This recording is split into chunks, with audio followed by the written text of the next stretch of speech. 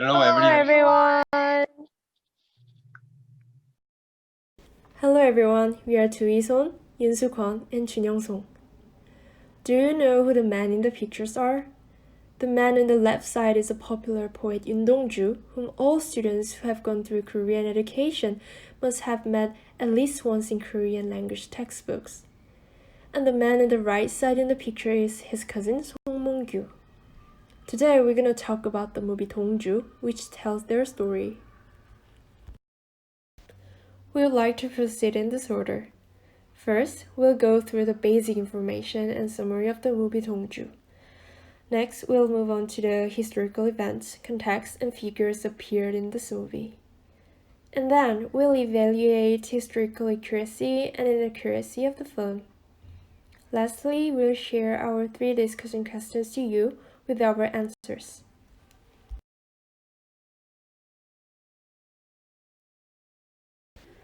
This is some basic information of this movie. This movie was released in 2016 and directed by Lee Chun-ik. The background of this movie is the 1940s, when Korea was under the Japanese colonial rule.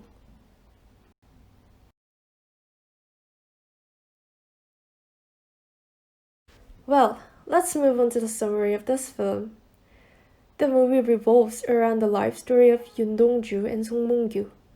The story of the movie can be divided into 4 parts. First, their time in Yongjeong, where they spend their early days. Second, the time in which they spend their time in Yonhee Professional School in Shincheon. Third, the time in Japan where they spend their college days in Tokyo and Kyoto. And last, the time when they are arrested and imprisoned. These 2 are cousins, but they show very contrasting figures. From beginning to end, the movie constantly contrasts Yoon Dongju and Song Mong-gyu. Now, let's take a closer look at each scene. This is the first part. Dongju and Mong-gyu spent their early days in Yongjeong and they both liked literature and writing. Mong-gyu's contribution to annual spring literary contest, which called Shinchunmunye in Korean, is selected and he is recognized for his ability, but Dongju is not, so Dongju envies Mong-gyu. But Mong-gyu's desire for social movement was deeper than his literary aspiration, and this shows the difference between Dongju and Mong-gyu's tendencies. The second part shows the time when Dongju and Mong-gyu were students at Yonhee Professional School in Shincheon. Dongju and Mong-gyu meet their friend Kang Cho-jung and Lee Ye-jin here. In the room where the 4 of them are together, Dongju and Mong-gyu are at odds. Mong-gyu criticizes Dongju for not having the courage to change the world and hiding in the literature, and Dongju criticizes Mong-gyu, saying that selling all values for the ideology of the world is simply a rotten custom to hide Mong-gyu himself through the tide of the times. This scene once again shows the different tendencies of Dongju and Mong-gyu. Later, Dongju met Jung Ji-yong, who he really wanted to meet, through the Lee Ye-jin. Jung Ji-yong encourages Dongju, who feels ashamed of studying abroad in Japan, to go to Japan to study, saying, "It is shameful for those who do not know the shame." And Mong-gyu also decides to study in Japan, so they start preparing to study at Kyoto Imperial University in Japan. However, while Mong-gyu passes the entrance exam of Kyoto Imperial College, Dongju fails, so Dongju goes to Rikkyo University in Tokyo. Dongju meets Professor Takamas at the University of Rikkyo, and Takamas was an opponent of imperialism, so Dongju becomes a prominent figure of the Japanese police. Eventually, one day, Dongju is forced to cut his hair by Japanese police who rush it into Takamas' class. Afterwards, Dongju transferred to Toshisha University in Kyoto and meet Mong-gyu again. Dongju does not want to be drafted, so he asks Mong-gyu to rally Korean students in Japan and to include Dongju himself in what Mong-gyu does. But Mong-gyu tells Dongju to just keep writing poems. As a result, Dongju and Mong-gyu conflict, but Mongyu does not let Dongju join a group of his friends. Mongyu eventually leaves the room, leaving Dongju alone, and he brings Korean students and instigates a revolution to wake up Korea. However, they are discovered by a detective and taken away. Meanwhile, Dongju is trying to publish a collection of his poems with the help of Professor Takamasu's disciple Kumi.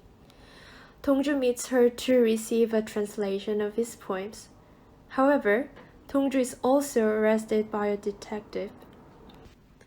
In Fukuoka prison, Dongju and Mongyu are interrogated by the Japanese detective, for which fabrication and manipulation are intended. In the scene of signing a signature acknowledging their guilt, Dongju says that he cannot sign because he is ashamed to be a poet in this harsh time and just follow others like a shadow. And Mongyu signs, saying that he feels so regretful for not doing as written in the crime list. Later in prison, Dongju died first on February 16th, 1945, and Mongyu also died at the young age of 28.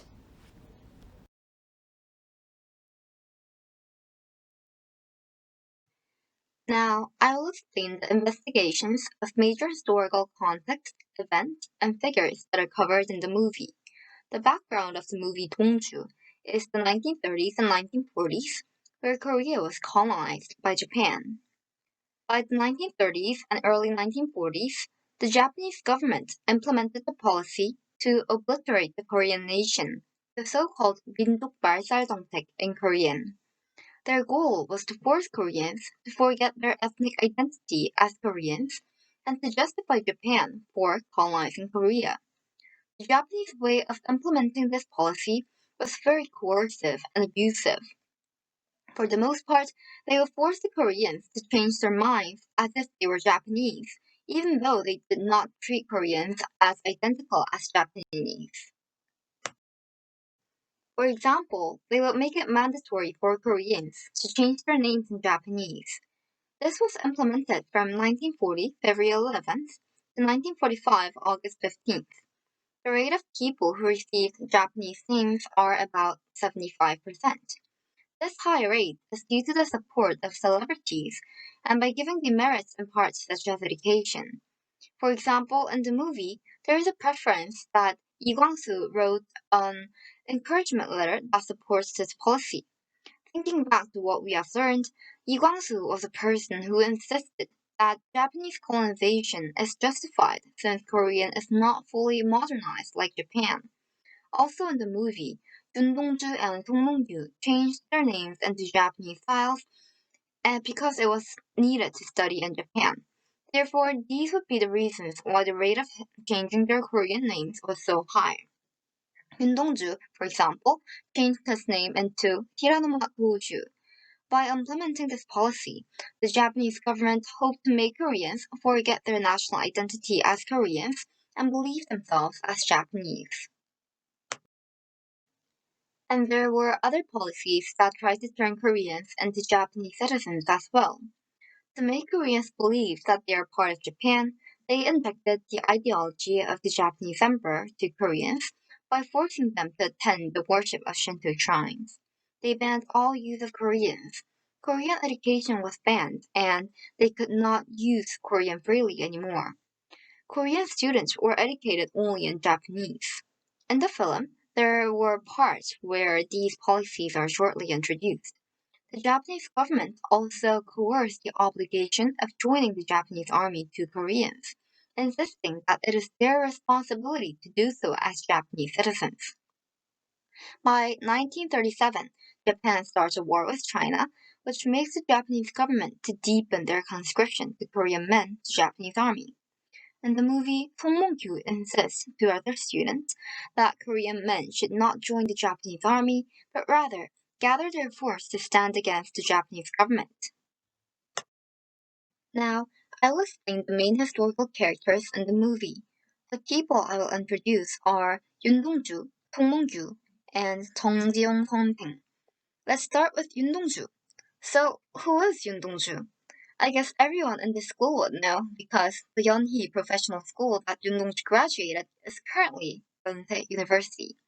Yoon Dongju was born on 1917, December 30th, at North Kando as the oldest son in his family. He also attended Rikkyo University and Toshisha University in Japan to study English literature, and therefore changed his Korean name into Japanese style to continue his studying abroad.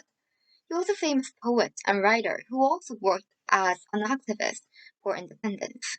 In his early days of his poet career, he wrote poems that seek for childhood's peace and gloomy tones. However, in his later days, which is while he was attending Yeonhee Professional School, he mostly wrote poems that reflected his inner will to live purely and conscientiously during the dark periods of colonization.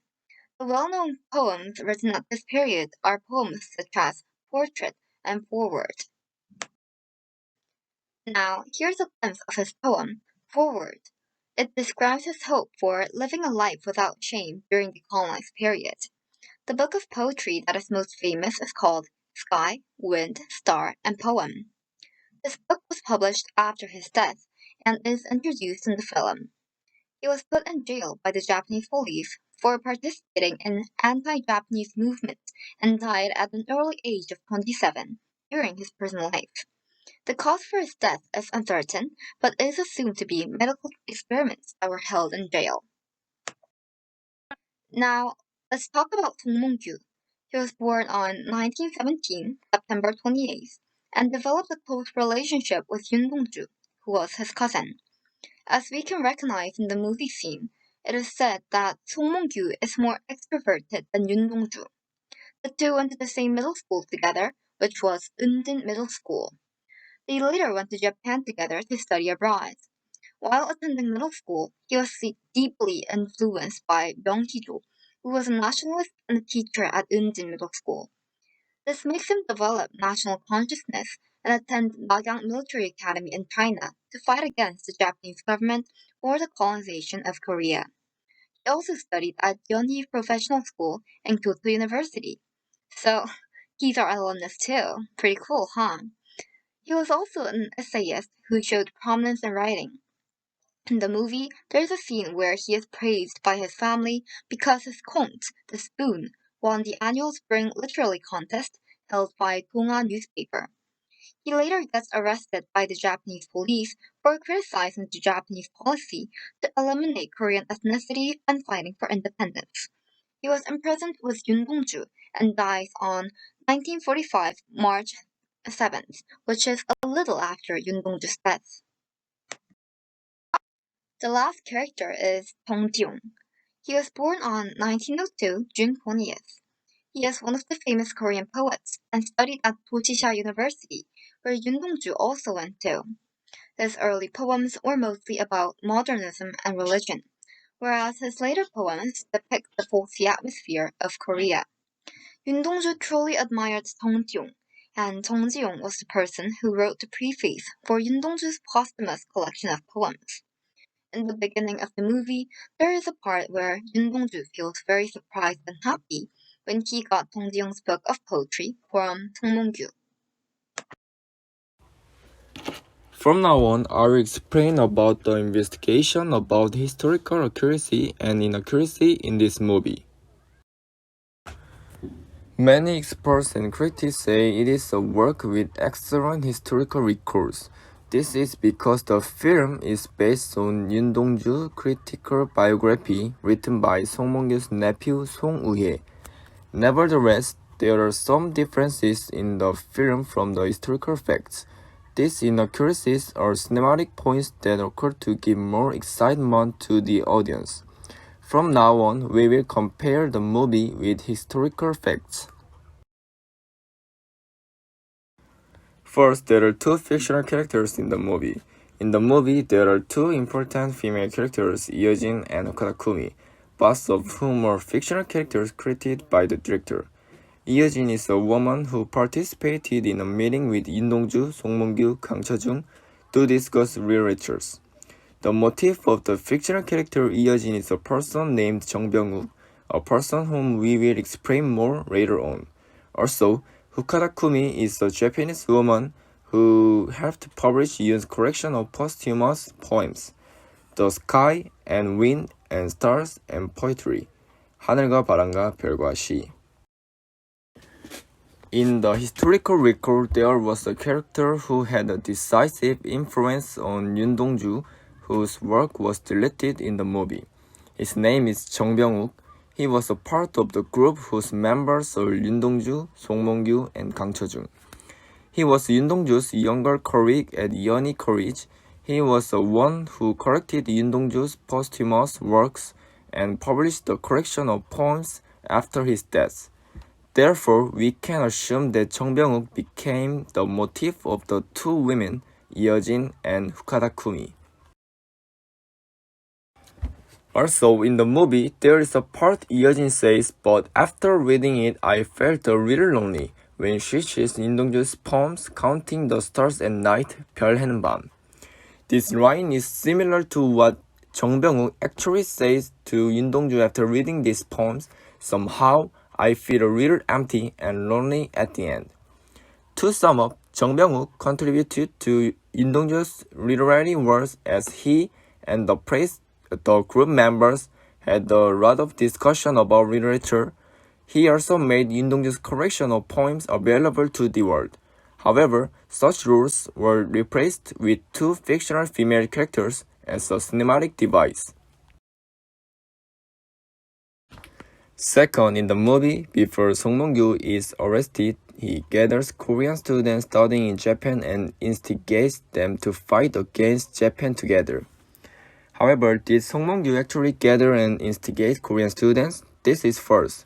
Song Mong-gyu indeed never gathered students and instigate them like in the movie.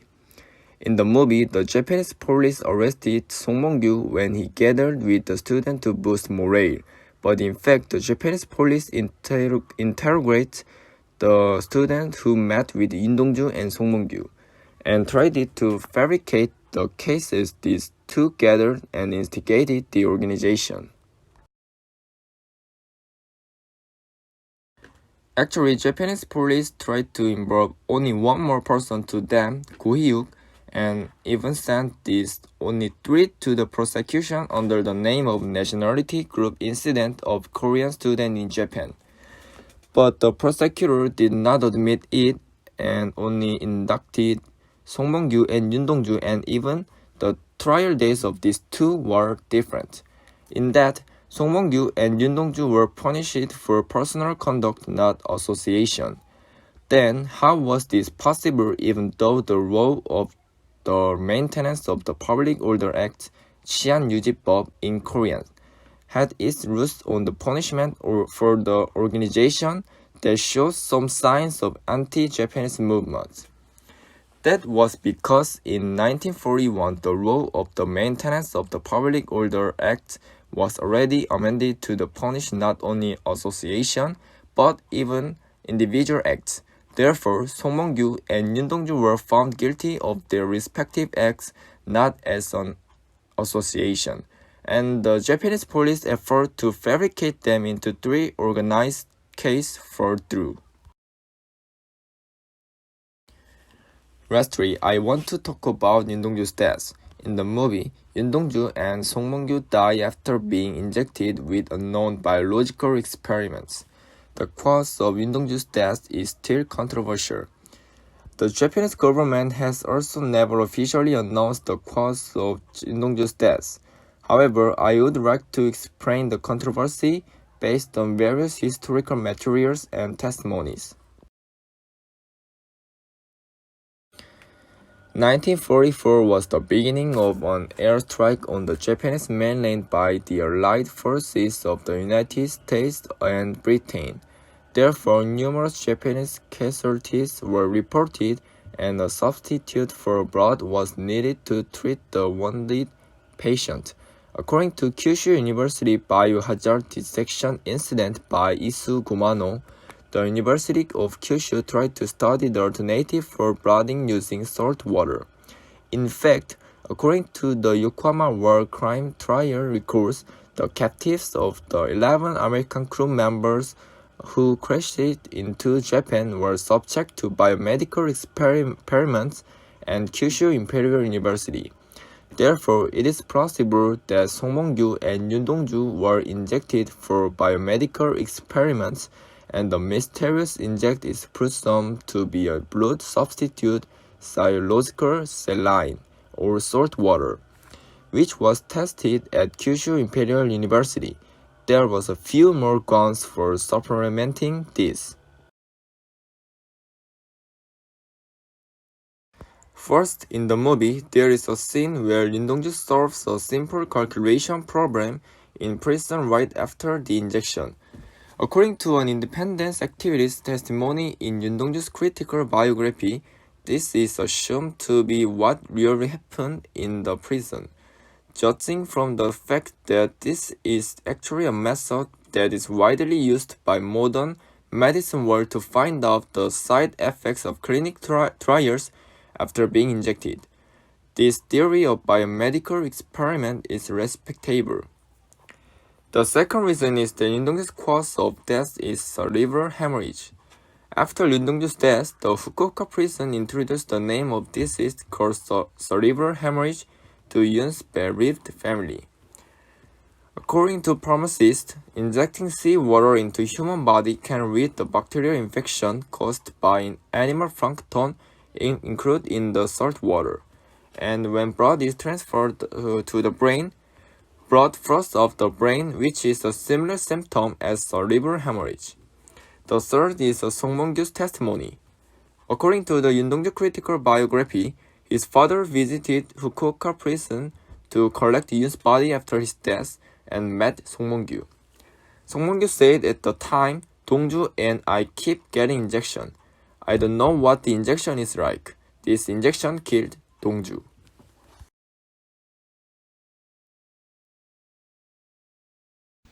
This is the first discussion question. Yoon Dong-ju was in Korea under the Japanese occupation, and he wrote many poems that depict the historical situation of the time. However, compared to the enterprising Song Mong-gyu, who actively opposed the Japanese colonial rule, Yoon Dong-ju's appearance in the film, which always follows Mong-gyu's opinion, seems relatively dependent. Also, he changed his name, so Yoon Dong-ju is even called Hiranuma Doju during the time he studied in Japan. Reflecting his behaviors, do you think Yoon Dong-ju was a true independence activist? This is my answer. Yoon Dong-ju was punished for writing poems containing Korean sentiments even while studying in Japan. Many people think that Yoon Dong-ju's independence movement was somewhat passive.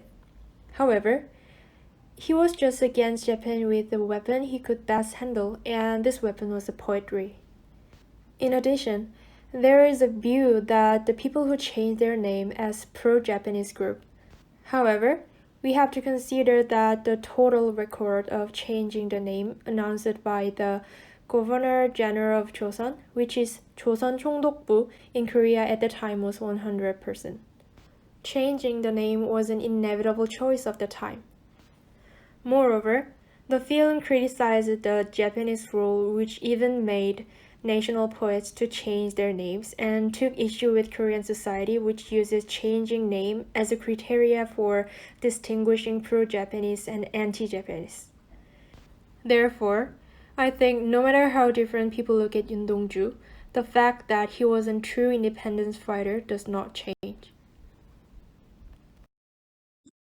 Lee Kwang-soo is portrayed in the film as a turncoat who changed his mind about independence of Korea from Japan. In the film, he even wrote an encouragement letter that supports the Japanese policy of Koreans changing their names into Japanese styles. Thinking back to what we have learned in the class, turncoats like Lee Kwang-soo insisted on the theory of social Darwinism, which meant that it is reasonable for weak countries to perish. They also asserted that less modernized countries like Korea should learn from fully modernized countries such as Japan. Therefore, why would the nationalists such as Yoon Dong-ju and Song Mong-gyu criticize turncoats like Lee Kwang-soo? Personally, I believe that these collisions happen because of the difference in opinions whether Koreans should exist. For nationalists like Yoon Dongju and Song Mong-ju, they would want to prolong Koreans' existence and make it stronger. They would not believe in theories such as social Darwinism, but try to eradicate the Japanese government who is taking away the country's national sovereignty. After all, Dong Sensing in the film teaches his students that the country needs three things to have existence as a country: citizens, land, and natural sovereignty. However, turncoats like Lee Kwang-soo would insist that Koreans should no longer exist, or they should either follow Japan because they are strong and it is a national order for weak countries to perish. Third discussion question is, there are many poems by Dongju in the movie. Among them, easy written poetry, 쉽게 쓰여진 시, and prologue, 서시, are recited when Dongju is not able to attend an anti-Japanese gathering and is lying in his room. The following are three passages from Dongju's easy written poetry and prologue presented in the movie. What do you think the passage above reflects of the period? Also, given the tone that appeared in Dongju's poems, what attitude did he have about the independence movement of our country under Japanese colonial rule? Feel free to interpret. This is my answer to this question. Dongju's poem was actively reflecting the era of the time, I think, especially the phrase waiting for daybreak, which comes as a new era means it is gloomy now, but he shows his will that something hopeful will come someday in the future. Dongju's tone is calm and volitional shown in the poetry. Feeling ashamed of his one reality that can only be written, poetry reveals his willingness to act for the independence of his country.